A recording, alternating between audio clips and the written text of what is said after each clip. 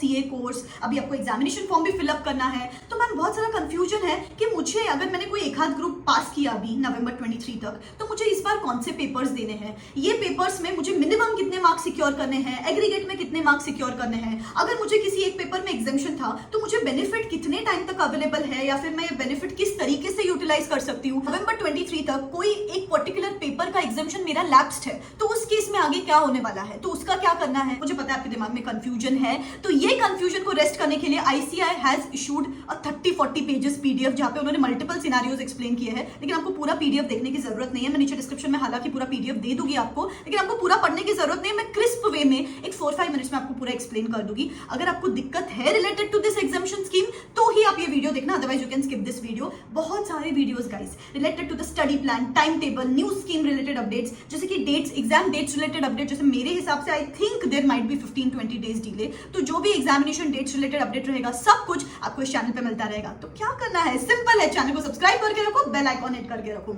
अभी गाइस यहाँ पे मल्टीपल 4-5 सिनारियोज है जो आपको दिक्कत है। नंबर 1 सिनारियो इसकी मैम मैंने ग्रुप 1 क्लियर किया है, सीए इंटरमीडिएट का ग्रुप 1 क्लियर किया है।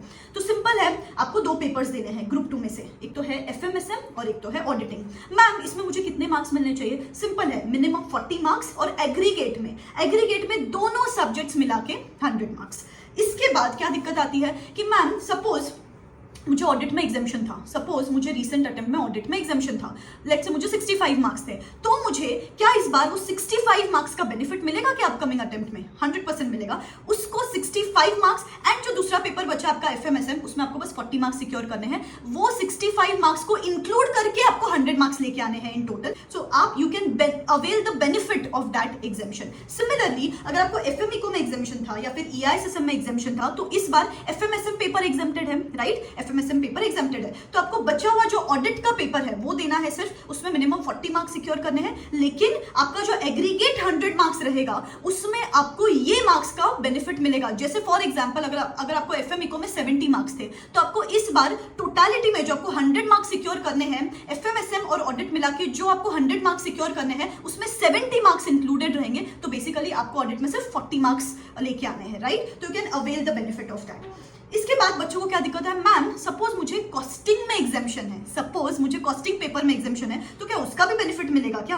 No guys, costing anyways he नहीं देना है आपको, ग्रुप 1 क्लियर कर लिया है तो एनीवेज कॉस्टिंग पेपर नहीं देना है, तो कॉस्टिंग पेपर का एग्जामिशन रिलेटेड आपको कोई फायदा नहीं है यहाँ पे। लेकिन एफएमईको और ऑडिट में अगर एग्जामिशन मिला था तो उसके जो भी मार्क्स थे, वो जो 100 मार्क्स का टोटल है उसमें वो मार्क्स काउंट किए जाएंगे।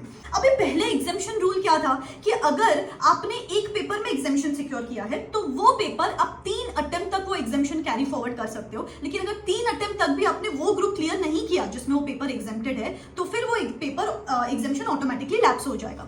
लेकिन अभी न्यू स्कीम में क्या है कि आप 3 अटेम्प्ट तक तो कैरी फॉरवर्ड करो ही करो, लेकिन उसके बाद 3 अटेम्प्ट के बाद यू हैव अ चॉइस कि लेट्स से अगर आपको लॉ में एग्जामिशन था तो यू हैव अ चॉइस कि आप वो लॉ परमानेंटली एग्जाम्प्ट कर लो एंड आपको वापस वो लॉ का पेपर देने की जरूरत नहीं है। लेकिन उसमें एक रूल क्या ऐड किया इंस्टीट्यूट ने, जो बचे हुए 2 पेपर्स है, let's say accounts and tax, इसमें आपको मिनिमम 50 मार्क्स लेके आने, दोनों में 50-50 मार्क्स लेके आने हैं, ठीक है, तो ये नया रूल है।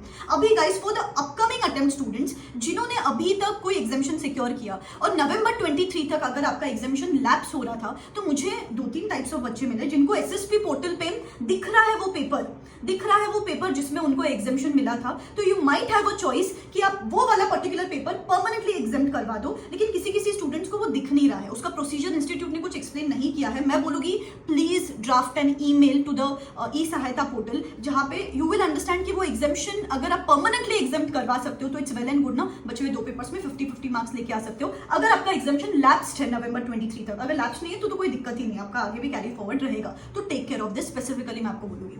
नंबर 2 सिनेरियो इज कि अगर आपने ग्रुप 2 क्लियर किया, सीए इंटरमीडिएट का ग्रुप 2 क्लियर किया है, तो आपको 3 पेपर्स देने, सिंपल है, टैक्स, लॉ एंड कॉस्टिंग। तो टैक्स, लॉ एंड कॉस्टिंग में कितने मार्क्स लेके आने हैं? मिनिमम 40-40 तो है, तीनों पेपर्स मिला के एग्रीगेट आपको 150 मार्क्स लेके आने हैं, ठीक है, तीनों पेपर्स मिला के एग्रीगेट में आपको 150 मार्क्स लेके आने हैं।